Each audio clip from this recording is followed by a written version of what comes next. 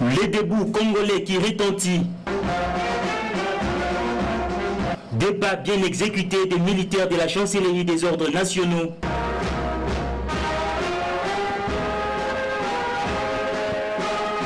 Des discours ponctués des acclamations. Des témoignages pleins de nostalgie, des moments émotionnels. C'est fini, une cérémonie émouvante, riche en couleurs pour marquer la célébration des 50 ans d'existence de la Chambre haute du Parlement.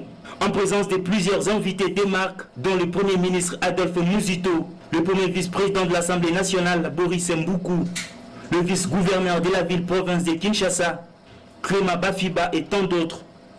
Léon Kengo Wadondo, président du Sénat, a plongé dans l'histoire pour rappeler les grands faits historiques qui ont marqué l'existence de cette chambre législative durant ces demi-siècles qui s'achèvent. Il appartient aux autorités politiques d'écrire l'histoire d'une nation. La nôtre a d'ailleurs déjà été écrite par les meilleurs des services et par les étrangers. En ce qui concerne le Sénat, une partie de cette histoire sera contée à travers les témoignages que nous entendrons tout à l'heure.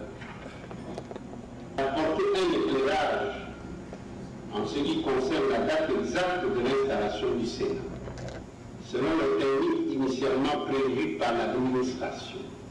En 50 ans, plusieurs efforts ont été fournis par le Sénat pour l'instauration d'une vraie démocratie en République démocratique du Congo, a reconnu le président du Sénat dans son discours prononcé pour la circonstance du Sénat de la Première République jusqu'à l'actuel de la Troisième République, passant par celui de la transition.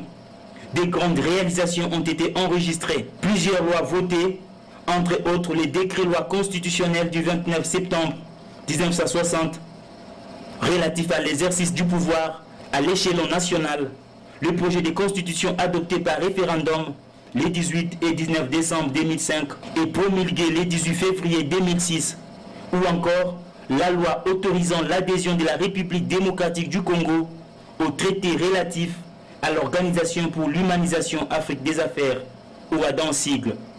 Voilà autant de lois importantes et vitales dotées au pays et qui sacrent le parcours positif bien mérité du Sénat.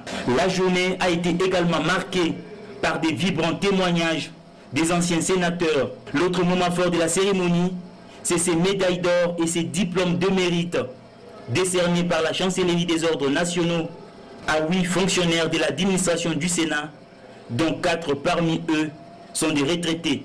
Le tout a été sanctionné par cette exposition qui retrace les portraits des différentes personnalités qui se sont succédées à la tête de cette chambre législative depuis 1960 jusqu'à nos jours. Un honneur donc pour le président du Sénat de faire découvrir à ses invités de marque ces différentes images historiques immortalisées à travers ces portraits. Le partage d'un verre sur le hall du Palais du Peuple a clôturé la cérémonie.